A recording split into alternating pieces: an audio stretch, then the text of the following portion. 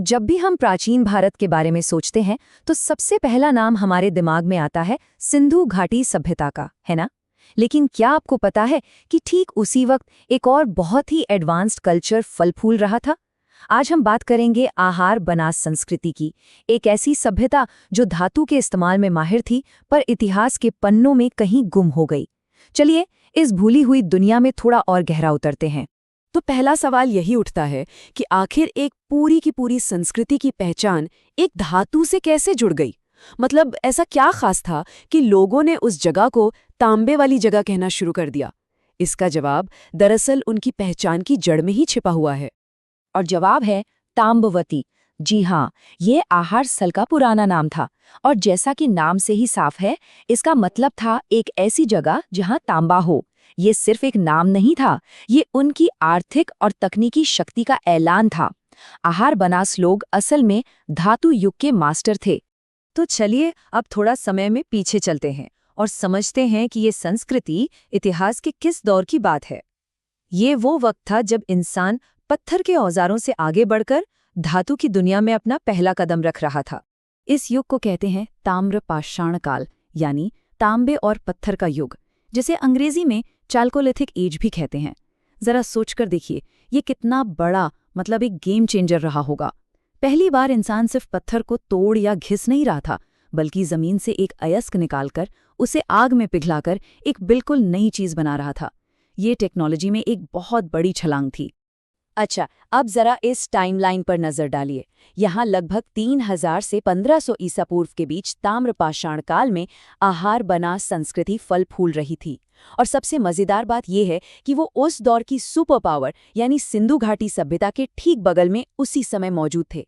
पर इसके बावजूद उन्होंने अपनी एक बिल्कुल अलग, एक यूनिक पहचान बनाई और उसे कायम भी रखा। तो हमें इस संस्कृति के बारे में आखिर पता कैसे चला?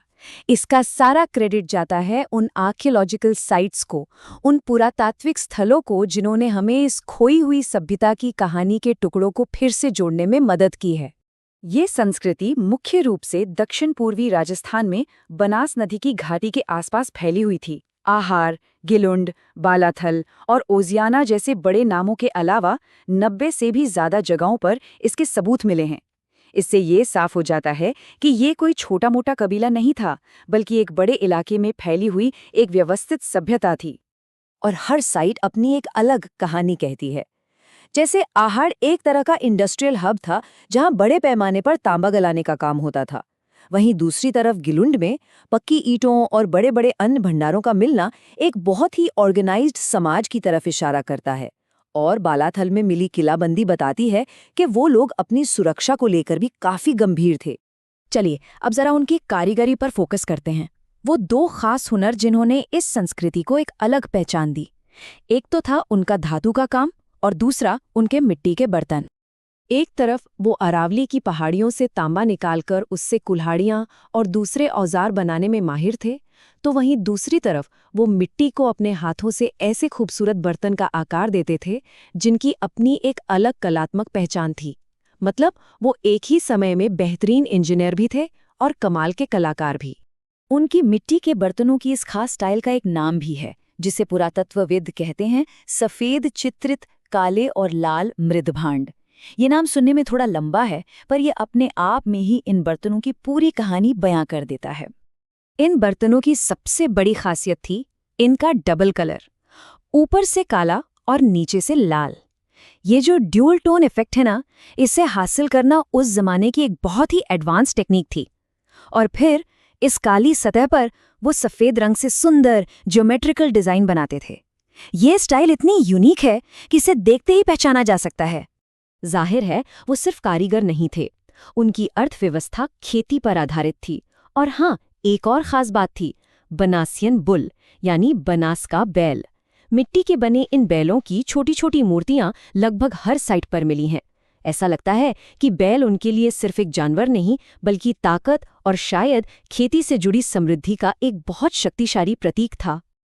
अब तक की कहानी से ऐसा लगता है कि आहार बनास एक क्षेत्रीय शक्ति थे, लेकिन फिर एक खोज ऐसी हुई जिसने हमारी पूरी समझ को ही बदल कर रख दिया और इन लोगों को एक तरह से दुनिया के नक्शे पर ला खड़ा किया।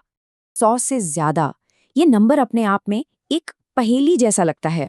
आखिर किस चीज की गिनती है ये? ये गिनती है उन मिट्टी की मोहरों की जो गिलुंड में एक बड़े से बर्तन के अंदर मिली, 100 से भी ज्यादा। इतनी सारी मोहरें एक जगह पर मिलना किसी बड़े व्यापार या एडमिनिस्ट्रेशन की तरफ साफ इशारा करता है। लेकिन असली सस्पेंस तो अभी बाकी था। तो सबसे बड़ा और ज़रूरी सवाल ये था, इन मोहरों पर जो डिज़ाइन बने हुए थे वो आखिर आए कहाँ से थे? क्या ये वहीं के लोकल डिज़ाइन थे या कहीं और से? और इसका जवाब सच में चौंकाने वाला था। ये डिज़ाइन हजारों मील दूर की सभ्यताओं के थे। इस एक खोज ने अचानक आहार बनास संस्कृति के दायरे को राजस्थान से निकालकर एक इंटरनेशनल लेवल पर पहुंचा दिया। इनमें से कुछ मोहरें तो चलो पड़ोसी सिंधु घाटी सभ्यता से मिलती जुलती थीं, जो कि स्वाभाविक था। लेकिन कुछ मोहरों के डिज़ाइन सीधे सीधे मध्य एशिया के बैक्ट्रिया मार्जियाना आर्कियोलॉजिकल कॉम्प्लेक्स यानी BMAC से जुड़े थे। ये इलाका आज के अफगानिस्तान और तुर्कमेनिस्तान में पड़ता है। ये इस बात का पक्का सबूत था कि आहार बनास लोग एक बहुत बड़े प्राचीन ट्रेड नेटवर्क का हिस्सा थे। तो आखिर में इस पूरी कहानी का निचोड़ क्या है? इन भूले हुए तांबे के स्वामियों की विरासत हमारे लिए क्यों जरूरी है? ये एक लाइन शायद सब कुछ कह देती है। वो सिर्फ हड़प्पा सभ्यता के पड़ोसी नहीं थे, उनकी अपनी एक मजबूत और अनूठी पहचान थी जो उनके शिल्प और उनके व्यापार में साफ छलकती है। तो जो खास बातें हमें याद रखनी है वो ये हैं कि आहार बनास लोग भारत में मेटल एज के पायनियर थे। वो एक जटिल समाज थे जिन्होंने अनोखी कला बनाई और दुनिया के साथ व्यापारिक रिश्ते भी कायम किए। वे भारतीय इतिहास का एक बहुत जरूरी लेकिन अक्सर अनदेखा किया जाने वाला अध्याय हैं। और अंत में एक सवाल, हमने उनके तांबे और मिट्टी के काम को देखा, लेकिन जरा सोचिए, जमीन के नीचे और न जाने कौन कौन से रहस्य दबे हो सकते हैं, कौन से नए इनोवेशन इंतजार कर रहे हैं। इतिहास की यही तो खूबसूरती है, वो हमेशा हमें हैरान करने के लिए तैयार रहता है।